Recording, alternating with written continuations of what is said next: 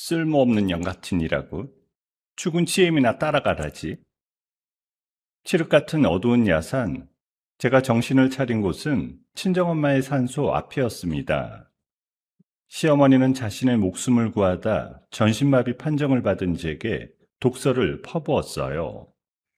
남편 역시 일말의 죄책감도 없는 서늘한 얼굴로 차에 올라탔고, 이내 저를 유기한 채로 시댁 식구들은 어둠 속으로 떠나버렸습니다. 그들은 5년 동안 헌신한 저를 짐짝처럼 버리고 축배를 들 생각에 들떠 있었죠. 하지만 그들은 꿈에도 몰랐을 겁니다.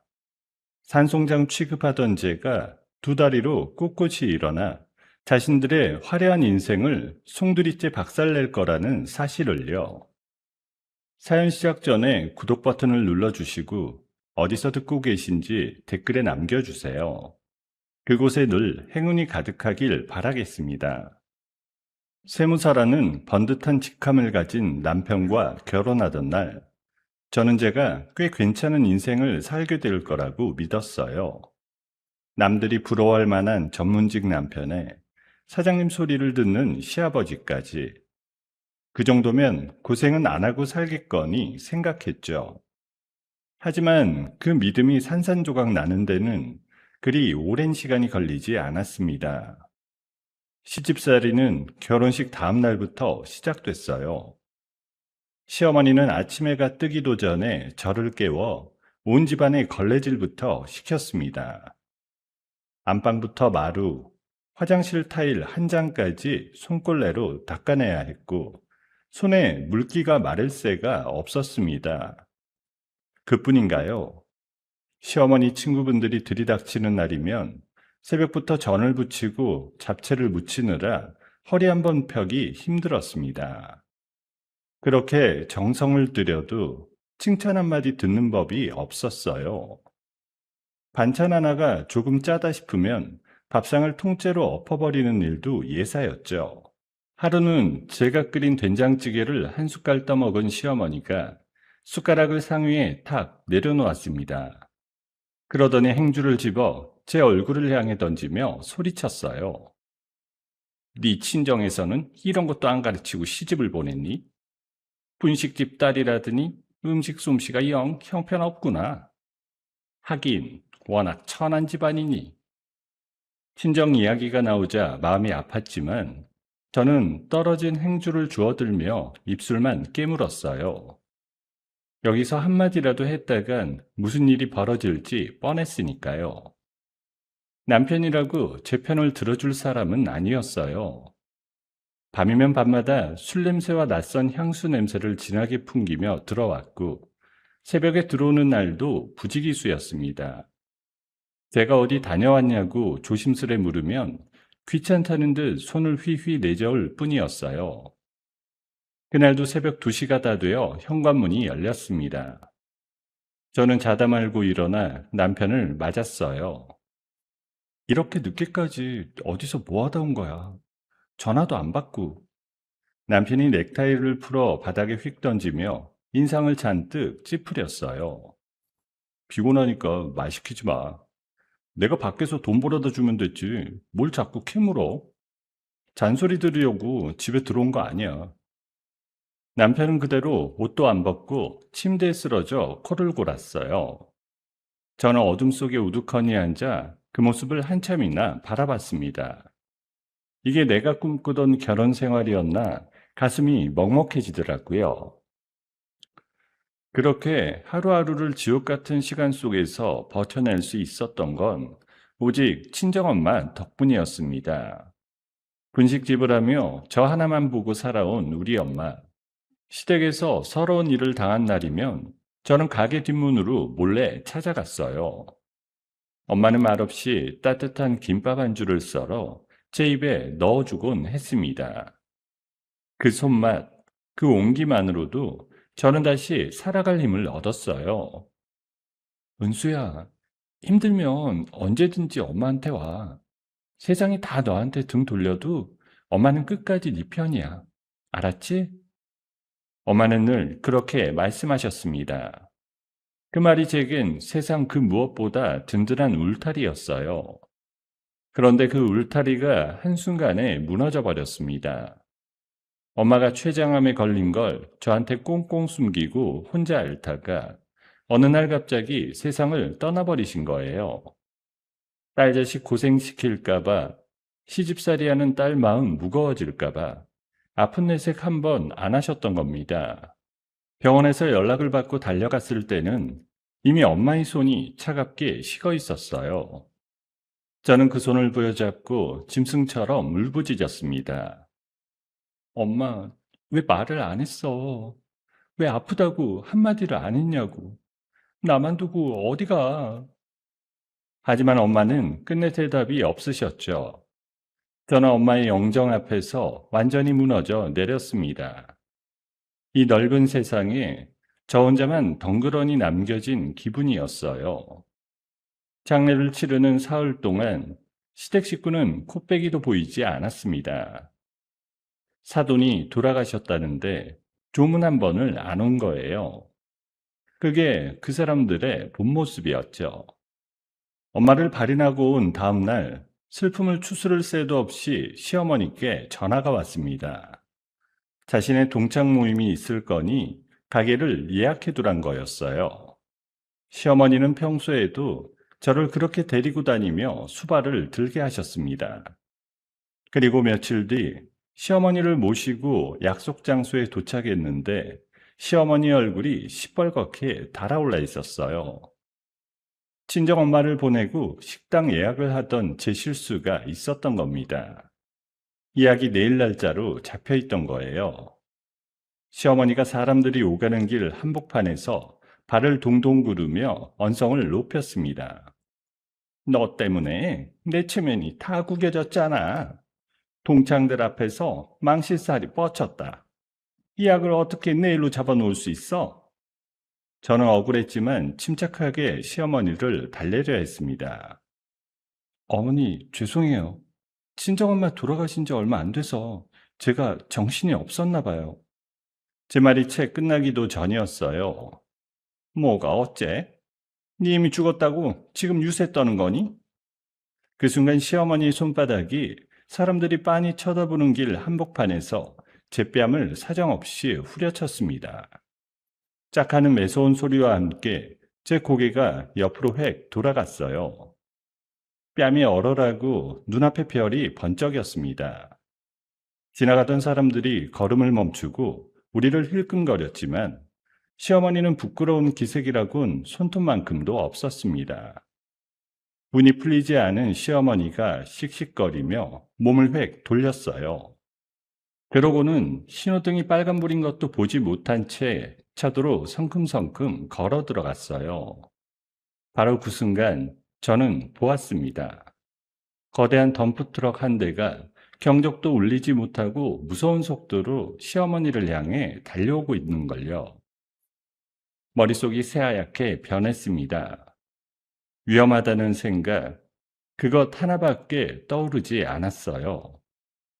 미운 사람이든 뭐든 사람이 눈앞에서 죽게 생겼는데 가만히 있을 수가 없었던 겁니다.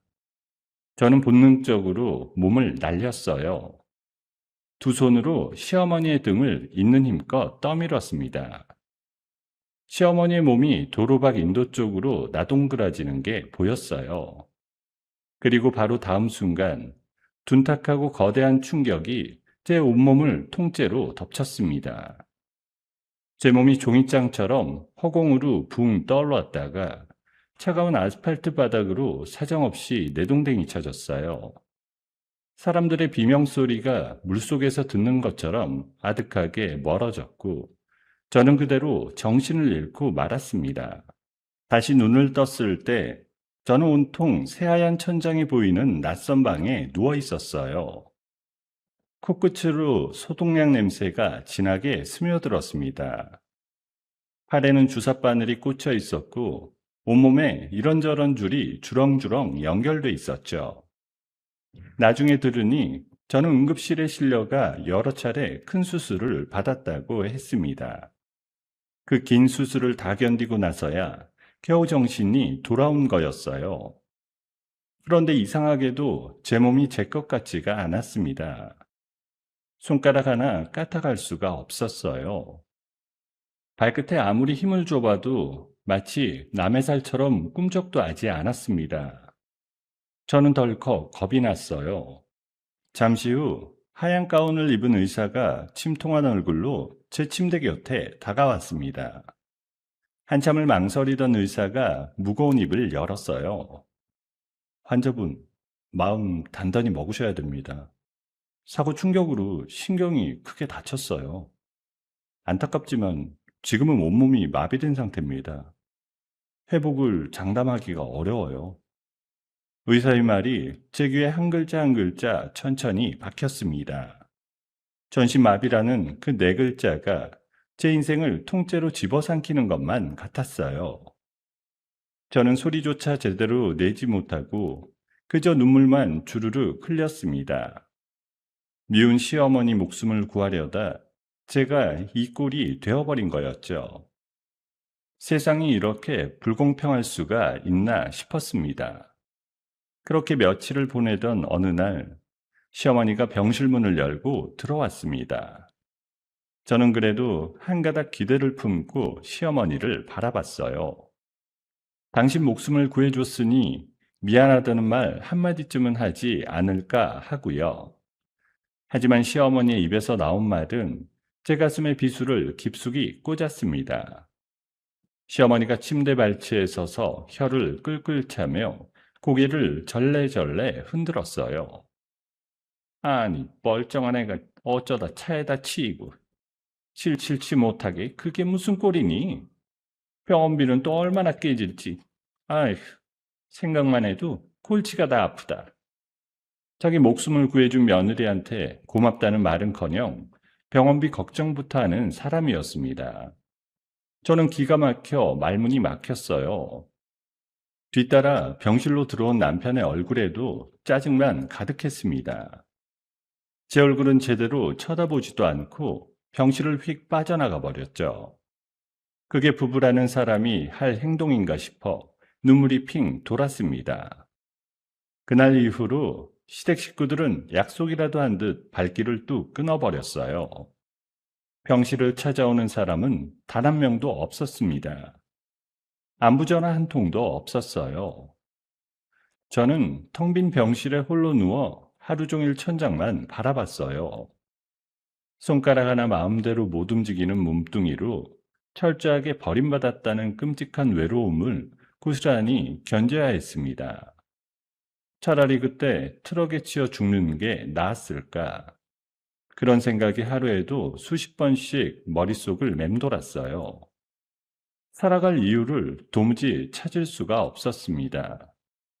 그렇게 하루가 다르게 시들어가던 어느 날이었어요. 저를 매일 정성껏 돌봐주던 수간호사 한 분이 제 곁에 앉아 차갑게 식은 제 손을 가만히 잡아주었어요. 은수 씨, 이렇게 누워서 정말 인생 끝낼 거예요? 돌아가신 어머니가 하늘에서 다 지켜보고 계실 텐데, 하나밖에 없는 딸이 이러고 있으면 그 마음이 얼마나 미어지시겠어요. 어머니를 생각해서라도 한번 일어나 봐요. 엄마라는 말에 제 가슴 속에서 잠들어 있던 무언가가 꿈틀하고 움직였습니다. 그래요. 저는 엄마가 목숨처럼 지켜낸 딸인데 이대로 죽을 수는 없었습니다. 저는 그날 밤 독하게 마음을 고쳐먹었어요. 손가락 하나라도 좋으니 다시 움직여보자고 이를 악물고 다짐했죠. 그날부터 저는 누구의 도움도 없이 혼자만의 처절한 싸움을 시작했습니다. 밤마다 손가락 끝에 온 정신을 집중하며 죽은 듯 잠든 신경을 깨우려 안간힘을 썼습니다. 머릿속으로 수천 번씩 손가락을 움직이는 상상을 했습니다. 수백 번을 시도해도 꿈쩍 않던 새끼손가락 끝이 어느 날 새벽 아주 미세하게 파르르 떨렸습니다. 저는 그 작은 움직임 하나에 베개가 흠뻑 젖도록 펑펑 울었어요. 죽었던 몸이 다시 살아나는 것 같았거든요. 매일 밤 터져 나오는 비명을 이불 속으로 꾸역꾸역 삼키며 저는 재활에 매달렸습니다. 손가락이 움직이기 시작하자 손목이 돌아가자 팔이, 그렇게 조금씩 조금씩 제 몸이 다시 살아났어요.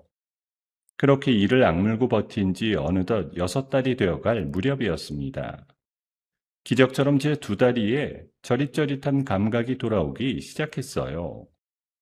저는 떨리는 2손으로 침대 옆 보행기를 힘껏 움켜쥐었습니다. 그리고 천근만근처럼 무거운 발을 한 걸음 또 한 걸음 앞으로 떼어냈어요. 식은땀이 등줄기를 타고 줄줄 흘러내렸지만 저는 이를 악물고 멈추지 않았습니다.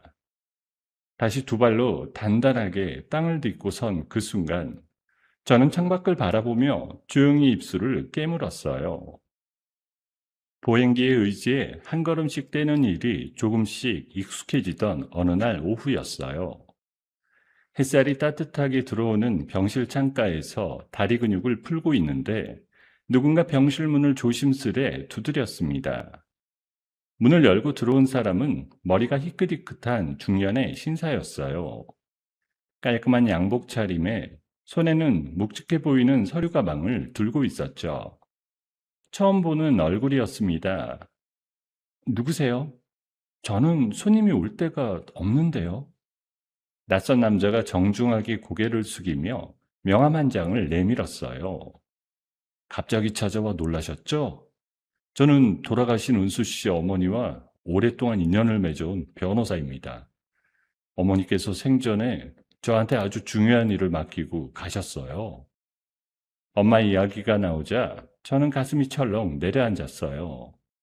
보행기를 잡은 손에 저도 모르게 힘이 들어갔습니다. 변호사가 침대 옆 의자에 앉더니 서류 가방을 열었어요.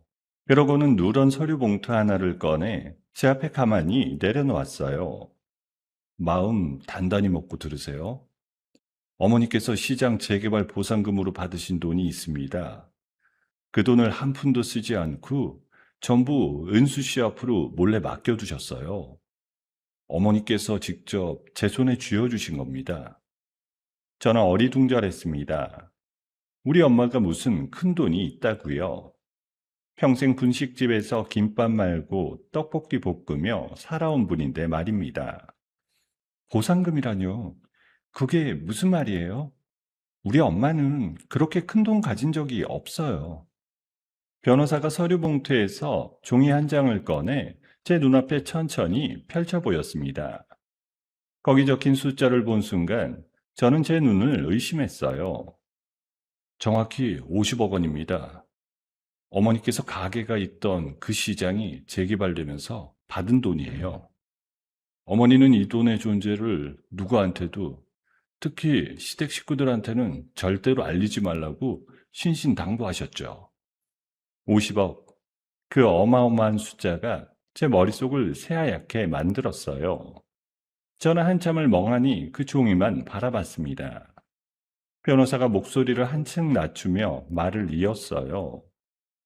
어머니는 상견례 때부터 이미 다 꿰뚫어 보셨다고 하셨어요. 시댁 식구들이 얼마나 돈을 밝히는 사람들인지요. 그래서 이 돈을 사위나 시댁에 절대 손댈 수 없게 오직 은수 씨 이름으로만 꽁꽁 묶어두신 겁니다. 딸 하나 지키겠다고요. 그 말을 듣는 순간 참고 있던 눈물이 왈칵 쏟아졌어요. 죽는 순간까지 당신 아픈 건 숨기면서도 딸이 시댁에 휘둘릴까봐 이렇게까지 준비를 해두고 가신 겁니다.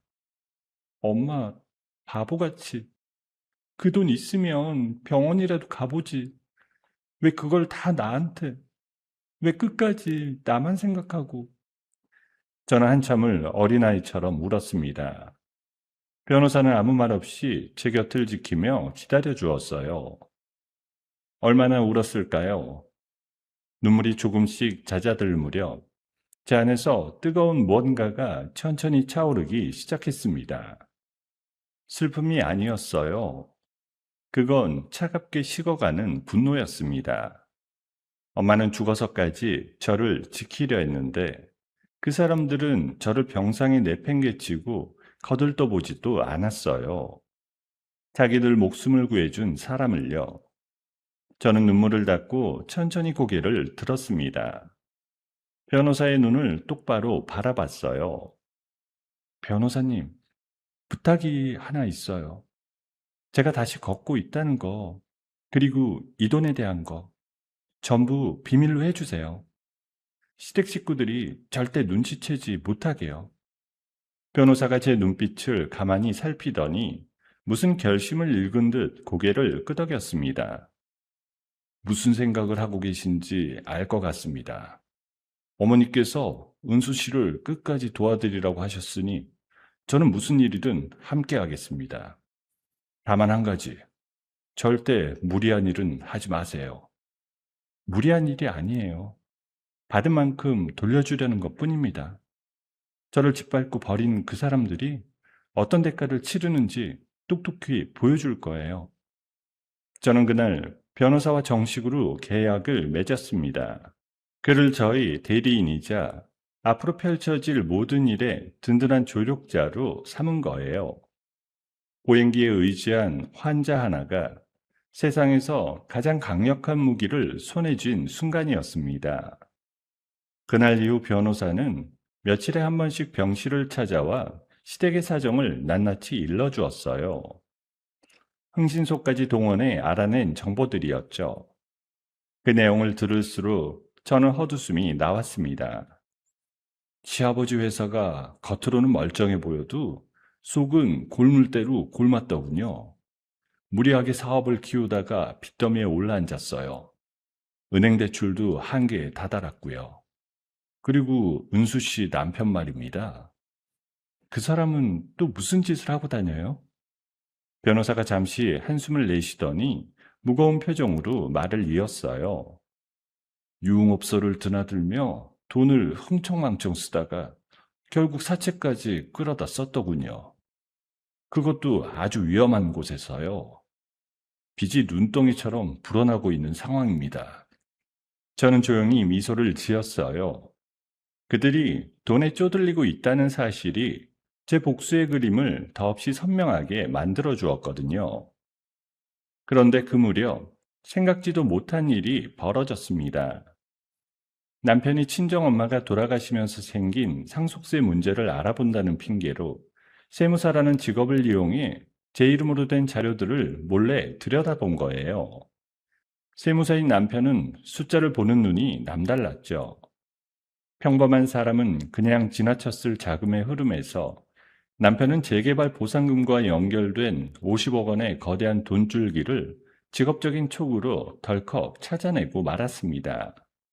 그날 이후 무려 10달 가까이 코빼기도 보이지 않던 사람들이 갑자기 움직이기 시작했어요. 어느 날 오후 병실 문이 부드럽게 열리더니 시어머니와 남편이 활짝 웃는 얼굴로 들어왔습니다. 손에는 보기에도 비싸 보이는 과일 바구니가 들려 있었죠. 저는 속으로 코웃음을 쳤지만 겉으로는 아무것도 모르는 척 놀란 표정을 지었습니다. 시어머니가 한달음에 달려와 제 손을 덥석 부여잡았어요. 그러더니 눈에서 눈물까지 뚝뚝 흘리는 게 아니겠어요. 아이고, 우리 며느리. 그동안 얼마나 외로웠니? 내가 정신이 없어서 자주 못 왔다. 다 이 시엠이 잘못이야. 지난 일은 다 잊고 우리 이제 잘 지내보자. 응? 불과 얼마 전까지 제 뺨을 후려치고 병원비 걱정만 하던 사람의 입에서 나온 말이었습니다. 저는 속이 뒤집혔지만 꾹 눌러 참았어요. 남편도 옆에서 다정한 척 제 어깨를 주물렀습니다. 연애하던 시절에 그 부드러운 가면을 다시 뒤집어 쓴 거예요. 은수야, 미안해. 내가 그동안 너무 무심했어. 이제부터 내가 평생 네 곁에서 다 수발들게. 우리 다시 시작하자, 응? 저는 그 역겨운 연기를 보면서도 일부러 눈물을 글썽였습니다. 그들이 내미는 손을 못 이기는 척 잡아주었죠. 마음속으로는 칼을 갈면서요. 정말, 정말 그렇게 생각해 주는 거야? 나는 다들 나를 버린 줄 알았는데. 고마워. 정말 고마워. 제 반응에 시어머니와 남편의 입꼬리가 슬며시 올라가는 게 보였습니다. 다소가 넘어갔다고 생각하는 모양이었어요. 어리석은 사람들, 누가 누구를 속이고 있는지도 모르고요. 남편은 며칠 뒤부터 제 퇴원을 적극적으로 밀어붙였습니다. 삭막한 병원보다 집에서 편하게 재활하는 게 낫다는 그럴듯한 이유를 냈죠. 사실은 저를 가까이 두고 50억을 노릴 속셈이었지만요. 그래, 당신이 그렇게까지 말해주니 집에서 회복할게. 저는 못 이기는 척 고개를 끄덕였습니다. 그러고는 그들이 정성껏 준비해온 구급차에 휠체어째로 몸을 실었어요. 다리가 멀쩡하다는 사실은 철저히 숨긴 채로요. 오랜만에 돌아온 시댁은 겉으로는 모든 게 평화로워 보였습니다. 시어머니는 제 방에 좋은 이부자리를 깔아주었고 남편은 제가 좋아하는 음식을 사다 날랐어요. 하지만 저는 그 친절이 얼마나 얄팍한 거짓인지 잘 알고 있었습니다. 그날 밤이었어요. 저는 잠든 척 누워 있는데 방문 너머로 두 사람이 소곤거리는 소리가 들려왔습니다. 저는 숨을 죽이고 귀를 기울였어요. 그래서 그 돈은 언제쯤 우리 손에 들어오는 거니? 마냥 기다릴 수만은 없지 않니? 조급해하지 마. 일단 저 사람 마음부터 완전히 사로잡아야 돼. 의심받으면 다 끝장이니까. 때가 되면 알아서 처리할 테니 기다려. 어둠 속에 누운 채 그 대화를 다 듣고 있던 저는 이불 아래에서 조용히 두 주먹을 움켜쥐었어요. 입가에는 그들이 절대 볼 수 없는 서늘한 미소가 천천히 번졌습니다. 시댁으로 들어온 지 일주일쯤 지난 어느 날이었어요. 시어머니와 남편이 볼일을 보러 나간 틈을 타 변호사가 사람 하나를 데리고 조용히 저를 찾아왔습니다. 흥신소에서 일한다는 그 사람은 손에 두툼한 봉투를 들고 있었죠. 변호사가 주위를 한번 살피더니 봉투를 제 무릎 위에 올려놓았어요. 부탁하신 것들 다 모았습니다. 시아버지 회사가 몰래 빼돌린 돈의 내역하고 남편분이 그동안 어디서 뭘 하고 다녔는지 전부 들어있어요.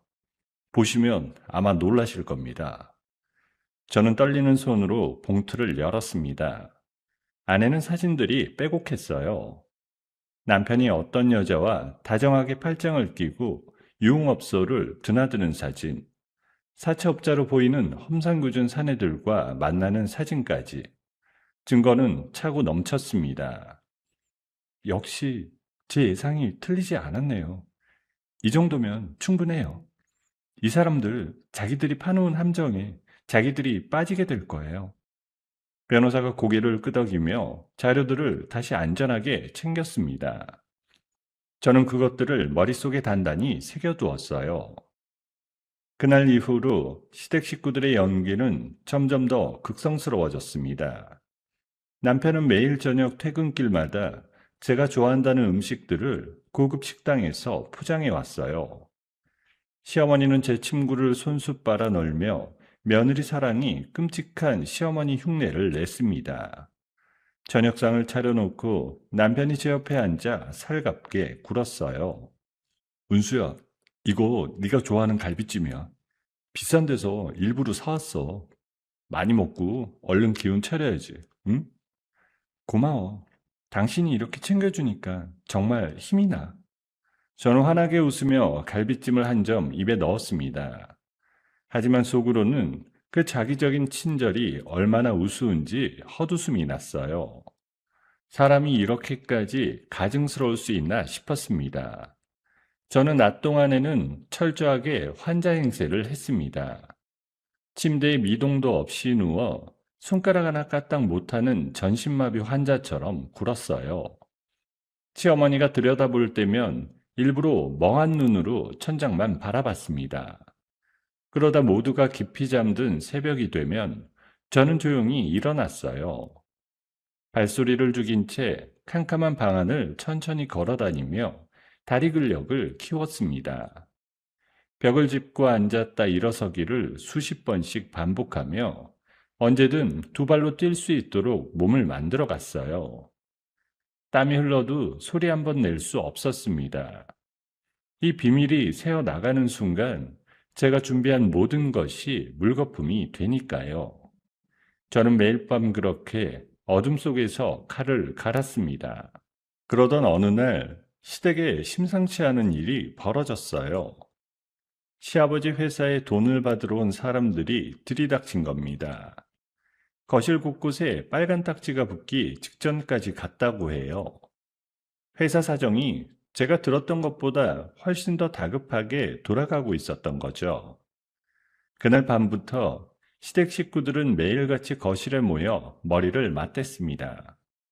저는 미리 거실 한쪽에 작은 도청 장치를 숨겨두었어요. 방에 누운 채로 그들의 목소리를 생생하게 들을 수 있었습니다. 회사가 이대로 가다간 한 달도 못 버텨. 당장 큰 돈이 필요하다고. 며느리 그 돈 도대체 언제 손에 넣을 수 있는 거냐? 아버지, 정상적으로 상속 받으려면 시간이 너무 오래 걸려요. 그렇게 기다리다간 회사고 뭐고 다 날아간다고요. 그럼 방법이 있지 않니? 저 애를 정신이 오락가락하는 환자로 만들어서 재산을 우리가 관리하게 하면 되지 않겠어? 아니면 아예 저는 이불 속에서 그 대화를 한 글자도 놓치지 않고 듣고 있었어요. 시어머니의 입에서 나온 그 다음 말에 저는 등골이 서늘해졌습니다. 사고로 위장하는 거야. 어차피 한번 차에 치였던 애지 않니? 또 무슨 일이 생긴다 해도 아무도 이상하게 생각 안 해. 그럼 그 돈은 자연스럽게 다 우리 거고. 어머니, 그건 너무 위험하지 않아요? 위험은 무슨? 회사가 망하면 우리 다 길바닥에 나앉아. 저 애 하나 없어지는 게 대수냐? 빨리 처리해. 그 끔찍한 모의를 들으면서도 저는 침착했습니다. 오히려 잘 됐다 싶었어요. 그들이 스스로 무덤을 파고 있었으니까요. 저는 즉시 변호사에게 전화해 그 모든 대화를 빠짐없이 녹음해 두라고 했습니다. 변호사님, 방금 다 들으셨죠? 저 사람들이 저를 사고로 위장해서 죽이려고 해요. 이 녹음 절대 잃어버리시면 안 돼요. 이제 제가 저들을 함정에 빠뜨릴 차례예요. 알겠습니다. 다 확보해 두겠습니다. 다만 은수 씨, 정말 조심하셔야 돼요. 저 사람들이 언제 움직일지 모릅니다. 며칠이 흘렀어요. 그날따라 남편의 태도가 유난히 살가웠습니다. 퇴근하고 돌아온 남편이 김이 모락모락 나는 약사발을 들고 제 방으로 들어왔어요. 은수야, 이거 너 몸 좋아지라고 내가 좋은 데서 지어온 한약이야. 따뜻할 때 쭉 마셔. 이거 먹으면 금방 기운 날 거야. 저는 그 약사발을 받아들며 속으로 직감했어요. 출처도 알 수 없는 이 약에 분명 무언가 들어있다는 것을요. 아마도 저를 깊이 잠재울 수 있는 수면제 같은 거겠죠. 고마워. 당신이 이렇게까지 신경 써주는데 당연히 마셔야지. 저는 약사발을 입가에 가져갔어요. 그리고 남편이 잠시 휴대폰을 보느라 한눈을 파는 사이 미리 머리맡에 준비해둔 수건에 약을 재빨리 쏟아버렸습니다. 그러고는 한 모금도 안 마신 약사발을 다 비운 척 내려놓았어요. 약을 먹어서 그런가? 갑자기 너무 졸리네. 나 먼저 좀 잘게. 저는 일부러 혀 꼬부라지는 소리를 내며 침대에 스르르 쓰러졌습니다. 그러고는 약에 취해 깊이 잠든 사람처럼 눈을 감았어요. 숨소리까지 길고 느리게 조절하며 완벽하게 연기했습니다. 얼마나 지났을까요? 자정이 훌쩍 넘은 시각, 방문이 슬그머니 열리는 소리가 들렸습니다. 남편과 시어머니가 발끝으로 살금살금 들어오는 게 느껴졌어요. 완전히 골아 떨어졌어. 깨지도 않네. 빨리 옮기자. 조용히 해. 누가 듣겠다. 어서 휠체어에 실어. 두 사람은 의식을 잃은 척하는 저를 거칠게 들어올렸습니다. 그러고는 어디서 가져왔는지 바퀴 하나가 덜그럭거리는 낡고 부서진 휠체어에 저를 함부로 앉혔어요. 멀쩡한 휠체어를 두고 굳이 폐기 직전에 고무를 쓰는 그 속내가 너무도 빤히 보였습니다. 저는 눈을 질끈 감은 채 모든 걸 견뎠어요. 그들은 저를 집 밖으로 끌고 나가 한밤중에 미리 대기시켜둔 검은색 승합차에 짐짝처럼 실었습니다. 차 안에서는 퀴퀴한 냄새가 났어요. 승합차가 어둠 속을 달리기 시작했습니다. 저는 의식을 잃은 척하면서도 실눈을 살짝 떠 차창 밖으로 스쳐가는 풍경을 살폈어요. 도심의 불빛이 점점 멀어지고 어느새 차는 가로등 하나 없는 캄캄한 시골길로 접어들었습니다. 낯익은 풍경이 하나둘 눈에 들어왔어요. 구불구불한 산길, 그 끝에 자리한 작은 야산. 저는 소름이 돋았습니다. 그곳은 다름 아닌 얼마 전 제 손으로 모셨던 친정엄마의 산소가 있는 곳이었어요. 하필 엄마가 계신 곳에 나를 버리려고? 그래, 좋아. 엄마, 조금만 기다려요. 엄마 앞에서 제가 다시 일어서는 모습 똑똑히 보여드릴게요. 저는 감은 눈 안쪽으로 차오르는 뜨거운 것을 꾹 눌러 참았습니다. 슬픔이 아니라 이를 악문 결심이었어요. 승합차는 점점 더 깊은 어둠 속으로 엄마가 잠든 그 산을 향해 거침없이 달려갔습니다. 승합차가 멈춘 곳은 칠흑처럼 어두운 산길이었어요. 멀리 친정엄마의 산소가 희미하게 보였습니다. 남편과 시어머니는 의식을 잃은 척하는 저를 부서진 휠체어째로 차가운 흙바닥에 거칠게 내려놓았어요. 됐다. 여기다 그냥 두고 가. 날 밝기 전에 빨리 뜨자고. 정말 이래도 되는 거야? 혹시라도 누가 발견하면 이외진 산속에 누가 와? 쓸데없는 소리 말고 빨리 차에 타. 미적거리다 들킨다. 두 사람은 서둘러 승합차에 올라탔습니다. 그러고는 뒤도 한번 돌아보지 않고 어둠 속으로 황급히 도망치듯 사라졌어요. 승합차의 빨간 미등이 점점 작아지더니 이내 완전히 자취를 감췄습니다. 차 소리가 완전히 사라진 걸 확인한 순간 저는 천천히 눈을 떴어요. 캄캄한 하늘에는 별이 총총 박혀 있었습니다.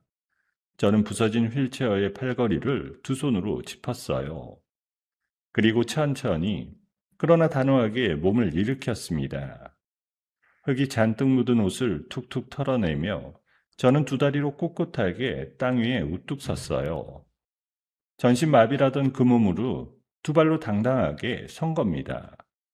저는 천천히 엄마의 묘비 앞으로 걸어갔어요. 차가운 비석에 손을 얹으니 그제야 참았던 감정이 북받쳐 올랐습니다. 하지만 저는 울지 않았습니다. 눈물 대신 입술을 꾹 깨물고 다짐을 새겼어요. 엄마, 나왔어. 엄마가 지켜준 덕분에 이렇게 두 발로 다시 섰어. 나를 이 지경으로 만든 사람들 내가 절대 가만두지 않을게. 엄마 딸, 이제 절대 당하고만 살지 않아. 지켜봐줘. 그때였어요. 산 아래쪽에서 작은 불빛 몇 개가 올라오기 시작했습니다. 미리 연락을 받고 근처에서 대기하고 있던 변호사와 그의 사람들이었어요. 변호사가 두꺼운 담요를 들고 한달음에 달려왔습니다. 은수 씨, 괜찮으십니까? 몸은 어디 다친 데 없어요? 정말 고생 많으셨어요. 괜찮아요. 다 예상했던 일인걸요. 이제 진짜 시작이에요. 가시죠. 변호사가 제 어깨에 담요를 둘러주었습니다. 저는 그 길로 변호사가 미리 서울에 마련해둔 안전한 집으로 조용히 자리를 옮겼어요. 그들이 저를 버린 그 순간부터 사냥꾼과 먹잇감의 자리가 완전히 뒤바뀐 거죠. 안전한 집에 도착한 저는 한숨 돌릴 새도 없이 변호사와 머리를 맞댔습니다. 식탁 위에는 시아버지 회사의 자료와 남편 사무실의 거래 내역이 산더미처럼 쌓여 있었어요. 저는 그 종이들을 한 장 한 장 꼼꼼히 살폈습니다. 시아버지 회사는 가장 큰 거래처 한 곳에 완전히 목줄이 잡혀 있네요. 그 거래처가 등을 돌리면 회사는 그날로 무너져요. 그리고 남편은 사채빚이 발목을 잡고 있고요. 약점이 아주 선명해요. 정확히 보셨습니다. 두 것을 동시에 건드리면 그야말로 한 번에 무너뜨릴 수 있겠네요. 어디부터 손을 대시겠습니까? 저는 차가운 미소를 지으며 자료 위에 손가락을 올렸습니다. 그들이 저를 어떻게 짓밟았는지 떠올리니 망설일 이유가 하나도 없었어요. 그렇게 밤을 새워 작전을 짜고 맞은 다음 날 아침이었어요. 텔레비전을 켜니 뉴스에 낯익은 얼굴이 나오고 있었습니다.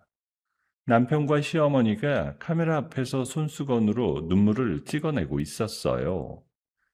제 아내가 몸도 성치 않은 사람이 갑자기 사라졌어요.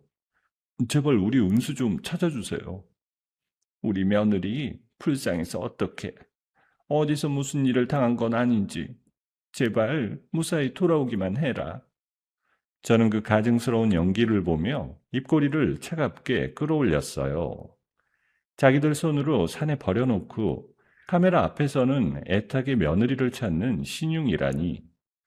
어디까지 뻔뻔할 수 있는지 그저 헛웃음만 나왔습니다. 연기 한번 잘하네. 그래, 실컷 찾아봐. 너희가 그렇게 애타게 찾는 그 며느리가 너희 숨통을 어떻게 끊는지 꼭 알게 될 테니까. 저는 곧바로 움직였습니다. 변호사를 통해 시아버지 회사가 목줄을 잡힌 그 큰 거래처의 높은 사람에게 은밀히 다가갔습니다. 그러고는 시아버지 회사가 얼마나 속이 굶었는지, 돈을 어떻게 빼돌렸는지를 낱낱이 정리한 문서를 익명으로 넘겼어요. 거래처에서는 발칵 뒤집혔습니다. 부실한 회사와 거래를 계속할 이유가 없었으니까요. 하나둘 납품 계약을 끊겠다는 통보가 시아버지 회사로 날아들기 시작했습니다. 동시에 저는 남편의 사채빚을 쥐고 있는 사람들에게도 손을 썼습니다. 남편이 몰래 빼돌려 숨겨둔 비자금 계좌가 어디 있는지 그 정보를 슬쩍 흘린 거예요.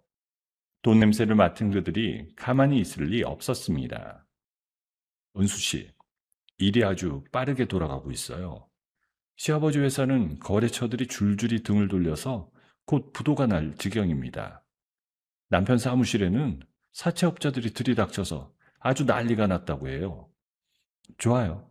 발등에 불이 떨어졌으니 이제 정신없이 허둥댈 거예요. 그렇게 자기들 코가 석자가 되도록 만들어놔야 마지막 한 방이 제대로 먹히니까요. 시아버지 회사는 납품 계약이 줄줄이 깨지면서 연쇄 부도 위기에 몰렸습니다. 남편은 빚쟁이들에게 쫓겨다니느라 회사에 출근할 정신조차 없었어요. 그들의 세상이 안에서부터 와르르 무너져 내리고 있었습니다. 그들이 사라진 며느리의 50억을 찾겠다고 눈에 불을 켜고 헤매는 동안 저는 조용히 마지막 무대를 준비했어요. 거울 앞에 선 저는 빈틈없이 다려진 정장으로 갈아입었습니다. 또각또각 날카로운 구두 소리가 방 안에 울렸어요. 거울 속에는 더 이상 병상에 누워 버림받던 며느리가 아니라 그들의 숨통을 끊으러 갈 한 사람이 서 있었습니다. 저는 거울 속 제 눈을 똑바로 바라보며 차갑게 미소 지었어요. 시아버지 회사가 창립한 지 30년이 되는 날이었습니다. 회사 사정이 그렇게 엉망인데도 시댁 식구들은 그걸 감추려고 최고급 호텔 연회장을 통째로 빌렸습니다. 휘황찬란한 샹들리에 아래 수백 명의 손님이 모여 잔을 부딪히고 있었어요. 그 허세 가득한 풍경이 무대 단상위로 환하게 비쳤습니다. 저는 연회장 밖 복도에 서서 그 광경을 지켜봤어요. 곧 무너질 것들이 마지막 발악을 하는 것 같아 헛웃음이 났습니다. 파티가 한창 무르익자 시아버지가 단상에 올라 마이크를 잡았어요. 거짓으로 잔뜩 부풀린 장밋빛 미래를 늘어놓으려는 참이었어요. 우리 회사는 앞으로 더욱 크게 도약할 겁니다. 여러분, 조금만 더 믿고 기다려주시면 바로 그 순간이었어요. 연회장의 육중한 문이 쾅 소리를 내며 활짝 열렸습니다. 모든 사람의 시선이 일제히 문 쪽으로 쏠렸어요. 또각또각 하이힐 소리가 또렷하게 울려 퍼졌습니다. 실종된 줄로만 알았던 제가 새빨간 드레스를 차려입고 당당한 걸음으로 단상을 향해 걸어 들어갔어요. 두 다리로 꼿꼿하게 그 누구의 부축도 없었습니다. 순식간에 연회장은 찬물을 끼얹은 듯 조용해졌어요. 단상 위의 시아버지는 입을 떡 벌린 채 굳어버렸습니다. 저를 발견한 시어머니가 유령이라도 본 듯 새파랗게 질려 뒷걸음질 쳤습니다. 어떻게, 네가 어떻게 여기, 분명히. 저는 시어머니 말을 끊고 또박또박 걸어가 단상 중앙에 마이크를 손에 쥐었어요. 사색이 된 남편은 그대로 의자에 주저앉아 버렸습니다. 다들 놀라셨나 봐요. 죽은 줄 알았던 사람이 멀쩡하게 걸어 들어와서요. 마침 잘 됐네요. 여기 계신 분들께 꼭 보여드리고 싶은 게 있거든요. 저는 단상 옆 커다란 화면을 가리켰습니다. 변호사가 미리 준비해둔 영상이 흘러나오기 시작했어요. 그 캄캄한 밤, 남편과 시어머니가 의식 없는 저를 부서진 휠체어에 싣고 승합차에 옮기는 장면이 적나라하게 펼쳐졌어요. 화면 속에는 차량 블랙박스에 찍힌 그날의 모든 것이 담겨 있었습니다. 친정 엄마의 산소 앞에 저를 짐짝처럼 버리고 도망치는 두 사람의 모습까지요. 연회장 곳곳에서 사람들의 탄식이 터져나왔습니다. 세상에, 저게 사람이 할 짓이야? 며느리를 산에다 버렸다는 거잖아. 영상이 끝나자 이번엔 변호사가 단상으로 올라왔어요. 그러고는 사람들 앞에서 또렷한 목소리로 선언했습니다. 여러분, 똑똑히 들으세요. 이분 명의로 된 50억 원은 단 한 푼도 시댁으로 넘어가지 않았습니다. 그리고 그 돈으로 바로 이 회사에 빚을 가장 많이 진 첫 번째 채권자 자리를 이미 사들였습니다.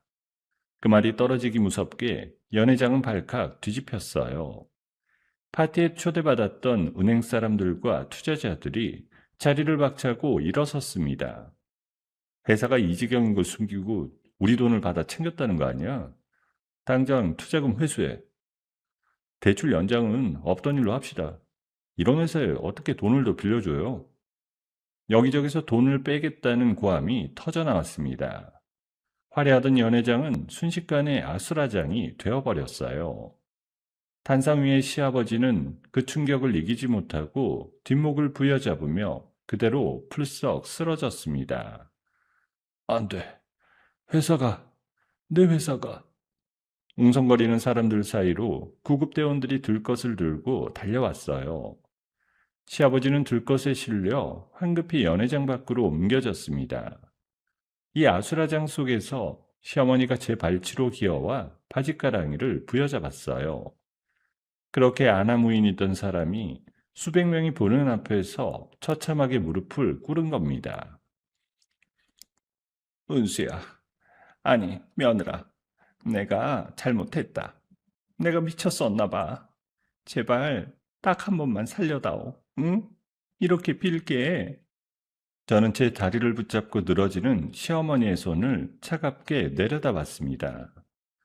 제 뺨을 후려치던 그 손, 저를 산에다 버리던 그 손이었어요. 저는 미련 없이 그 손을 탁 쳐냈습니다. 제가 병상에서 죽어갈 때 어머니는 저한테 손 한 번 내밀어 준 적 있으세요? 없잖아요. 그러니까 저도 그쪽 손 잡아드릴 생각 없습니다. 그때 사람들 틈에서 한 여자와 함께 슬그머니 빠져나가려는 남편의 모습이 눈에 들어왔습니다. 사진에서 봤던 바로 그 내연녀였어요. 이 와중에 정부까지 데리고 파티에 온 거였습니다. 저는 성큼성큼 남편에게 걸어갔어요. 남편이 사색이 되어 뒷걸음질 쳤습니다. 은수야, 잠깐만. 내 말 좀 들어봐. 다 오해야. 어머니가 시킨 거라고. 저는 남편의 변명을 끝까지 듣지 않았어요. 손을 높이 들어 시어머니가 그날 번화가에서 제게 했던 것과 똑같은 방식으로 남편의 뺨을 사정없이 후려쳤습니다. 짝 하는 소리가 연회장에 울려 퍼졌어요. 남편이 휘청거리며 한 손으로 뺨을 감쌌습니다. 이건 그날 번화가에서 어머니한테 맞은 거 그대로 돌려주는 거야. 어때? 아프지? 내가 그동안 얼마나 아팠는지 이제 조금은 알겠어? 저는 더 이상 그들을 쳐다보지 않았습니다. 파멸의 구렁텅이에 빠져 허우적대는 시댁 식구들을 뒤로하고 천천히 몸을 돌렸어요. 변호사가 다가와 정중하게 제 곁을 지켰습니다. 저는 변호사의 에스코트를 받으며 연회장 출구를 향해 걸어 나갔어요. 그 모습을 본 기자들이 우르르 몰려들어 카메라 플래시를 터뜨렸습니다. 펑펑 사방에서 터지는 불빛 속을 저는 고개를 빳빳이 들고 당당하게 걸었습니다. 등 뒤로는 무너진 사람들의 비명과 통곡이 들려왔지만 제 발걸음은 조금도 흔들리지 않았어요. 연회장을 빠져나와 차에 오르는 순간 저는 길게 숨을 내쉬었습니다. 그토록 오랫동안 가슴을 짓누르던 응어리가 조금은 풀리는 것만 같았어요. 완벽한 복수의 첫 단추가 이렇게 채워진 겁니다. 호텔에서의 그 통쾌한 밤이 지나고 일주일쯤 흘렀을 때였어요. 평온하던 안전한 집의 초인종이 요란하게 울렸습니다. 문을 여니 낯선 사내들이 종이 한 장을 제 눈앞에 들이밀었어요. 서운수 씨 맞으시죠? 거액의 세금을 빼돌리고 은행 돈을 속여 빌린 혐의로 체포합니다. 지금 저희와 함께 가셔야겠어요. 저는 어안이 벙벙했습니다. 도대체 무슨 소리인가 싶어 그 종이를 받아들고 찬찬히 읽어내려갔어요. 그리고 그 내용을 확인한 순간 등골이 서늘해졌습니다. 제가 산에 버려져 실종 처리되었던 바로 그 짧은 기간이었어요. 다급해진 시아버지와 세무사인 남편이 제 도장과 신분증을 위조해서 저를 회사의 이름뿐인 가짜이사로 올려놓았던 거예요. 그뿐이 아니었습니다. 남편은 세무사라는 직업을 악용했어요. 자기가 몰래 만들어둔 가짜 회사로 은행 돈을 속여 빌린 빚더미와 어마어마한 액수의 세금 폭탄을 전부 제 이름 앞으로 떠넘긴 겁니다. 회사가 망한 책임과 범죄의 누명을 통째로 저한테 씌운 거였어요. 이게, 이게 다 그 사람들이 꾸민 짓이야?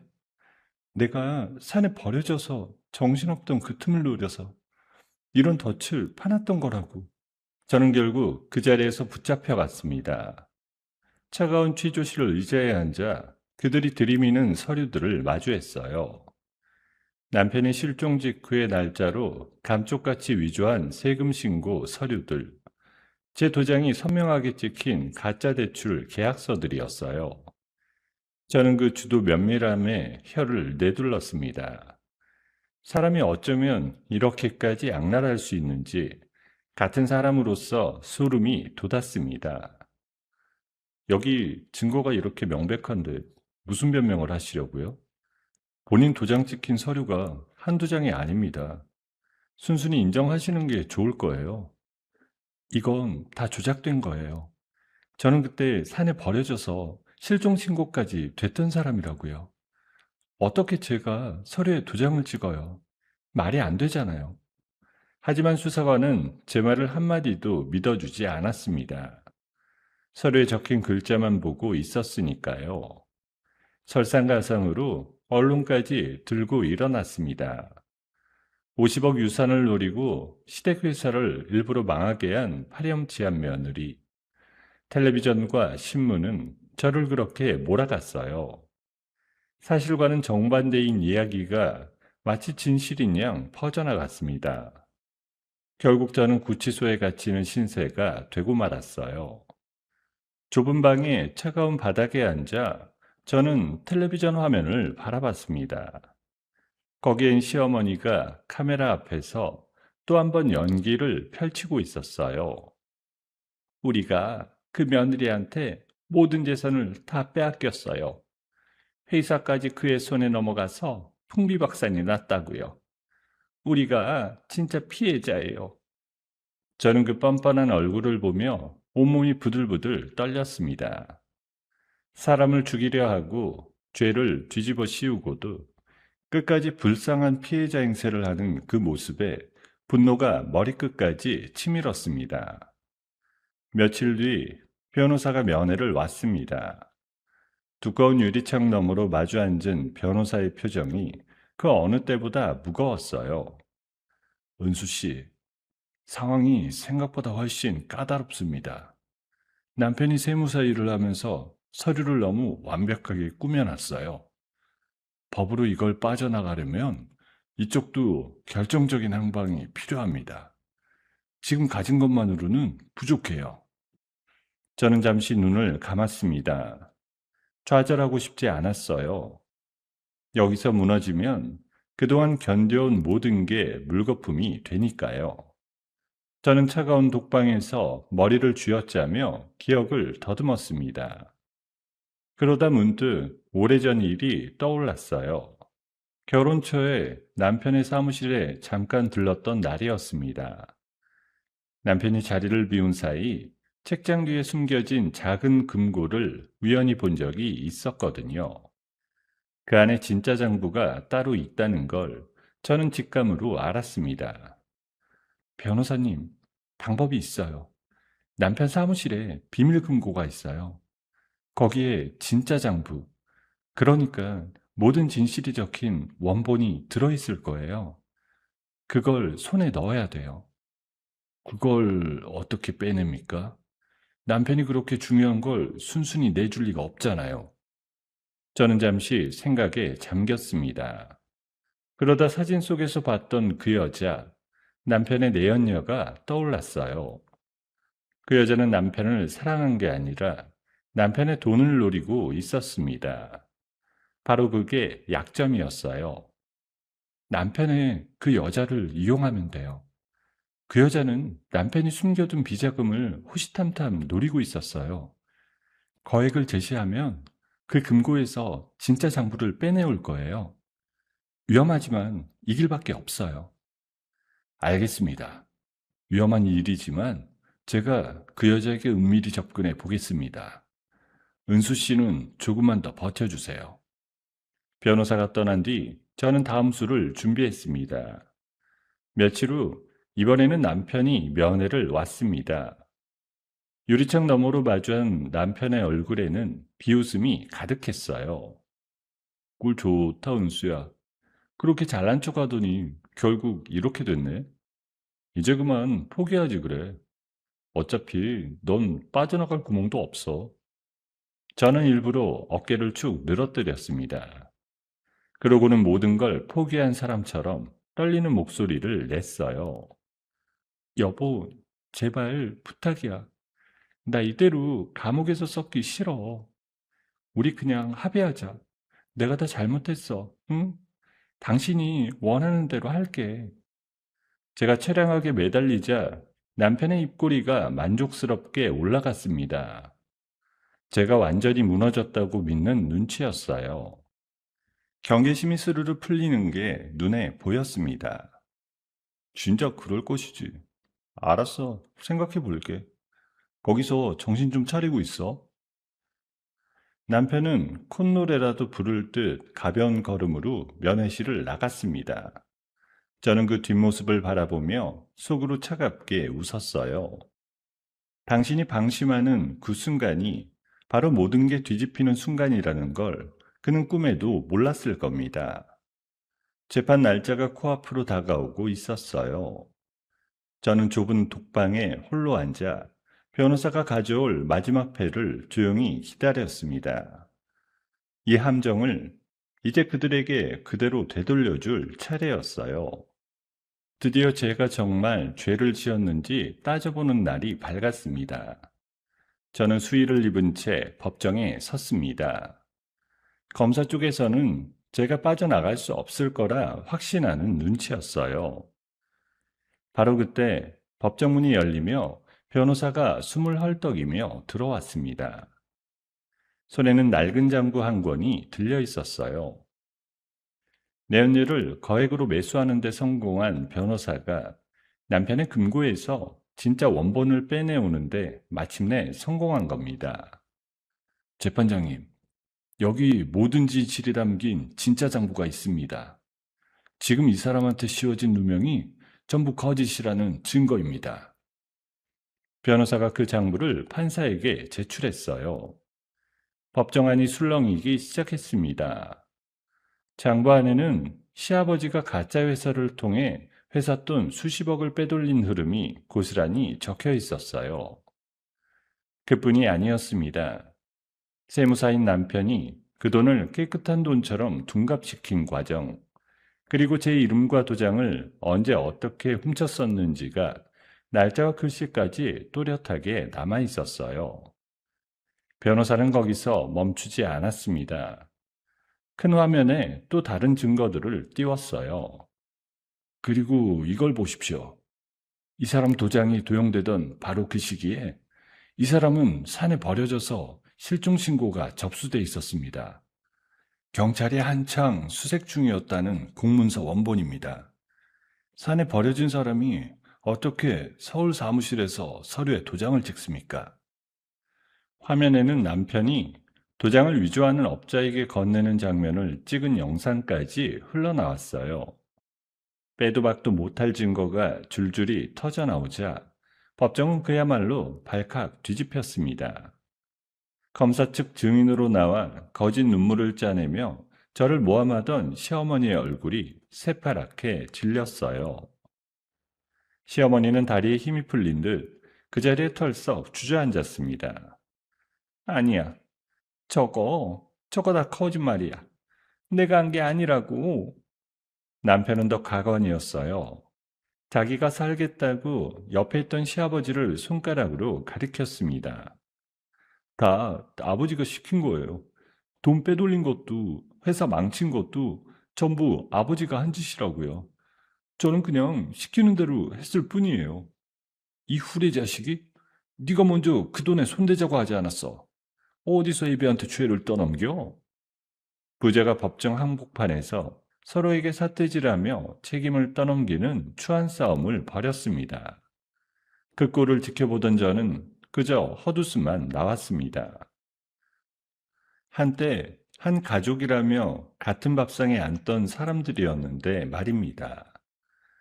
판사는 모든 증거를 살핀 뒤 무겁게 입을 열었어요. 서류를 조작하고 거짓 증언을 한 것, 남의 도장을 위조하고 세금을 빼돌린 것까지 전부 인정한다고 했습니다. 저를 가두려던 영장은 그 자리에서 휴지 조각이 되었어요. 피고인 서은수에 대한 구속을 취소한다. 그리고 지금 이 자리에서 거짓을 꾸민 두 사람을 즉시 체포하도록 합니다. 그 말이 떨어지자 슬그머니 법정을 빠져나가려던 남편과 시아버지가 그 자리에서 붙잡혔습니다. 손목에 차가운 수갑이 채워졌어요. 저를 올가매려던 덫에 그들 스스로가 걸려든 겁니다. 수갑을 찬 채 끌려가던 남편이 저를 노려봤어요. 저는 그 눈을 피하지 않고 오히려 그가 저한테 보여주던 그 위선적인 미소를 똑같이 돌려주었습니다. 어때? 이 기분? 누군가한테 모든 걸 빼앗기고 끌려가는 이 기분 말이야. 내가 병상에서 느꼈던 거랑 똑같지? 잘 가. 우리 그동안 즐거웠어. 남편은 아무 말도 못하고 고개를 푹 떨궜습니다.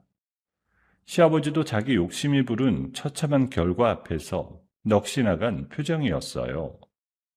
저는 법정을 나서자마자 미리 대기시켜둔 사람들과 함께 곧장 시댁본가로 향했습니다. 빚더미에 올라앉은 그 집의 살림에 압류 절차를 직접 지휘하기 위해서였어요. 집 안으로 들어서니 시어머니가 한 발 앞서 도착해 발을 동동 구르고 있었습니다. 사람들이 시어머니 명품 가방과 보석함에 하나둘 빨간 딱지를 붙이기 시작했어요. 안 돼. 이건 내 거야. 손대지 마.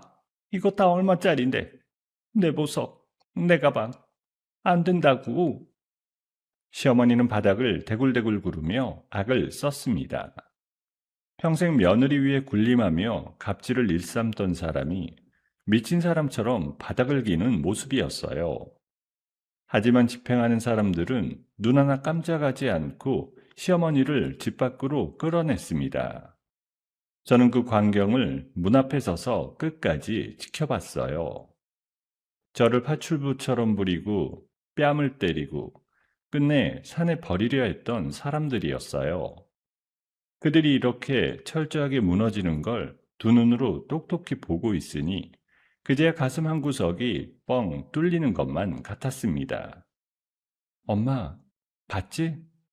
나를 짓밟던 사람들 이렇게 다 무너졌어. 엄마가 남겨준 힘으로 내가 다 이겨냈어. 저는 텅 빈 시댁 거실을 천천히 둘러봤어요. 그토록 무겁게 저를 짓누르던 시댁이라는 족쇄가 마침내 산산조각나 부서지는 게 느껴졌습니다. 저는 비로소 길고 긴 어둠의 터널을 빠져나온 기분이었어요. 창밖으로는 모처럼 맑은 햇살이 비쳐들고 있었습니다. 저는 그 빛을 향해 천천히 발걸음을 옮겼어요. 그 모든 일이 있고 1년이 흘렀습니다. 시아버지와 남편은 결국 법의 심판을 받았습니다. 회사 돈을 빼돌리고 저를 죽이려 한 일까지 모두 죄가 인정되어서 시아버지는 15년, 남편은 10년이라는 긴 세월을 감옥에서 보내게 되었습니다. 평생 남편과 아들이 벌어다 주는 돈으로 호강하며 며느리한테 갑질만 일삼던 시어머니는 가진 재산을 모조리 빼앗겼습니다. 의지할 곳 하나 없이 길바닥에 나앉은 시어머니는 이제 좁은 쪽방을 전전하며 무료 급식소에서 끼니를 때우는 신세가 되었어요. 어느 날 저는 남편이 갇혀있는 교도소를 찾아갔습니다. 투명한 유리벽을 사이에 두고 죄수복을 입은 남편과 마주 앉았어요. 1년 만에 본 남편의 얼굴은 헬스크하게 야위어 있었습니다. 이게 다 너 때문이야. 네가 우리 집을 다 망쳐놨어. 너만 아니었으면. 아직도 그러네. 끝까지 남 탓이야. 당신들이 나를 산에 버리지만 않았어도 이런 날은 오지 않았을 텐데. 저는 가방에서 서류 한 장을 꺼내 유리벽에 천천히 붙였습니다. 남편의 눈이 그 종이를 따라 움직였어요.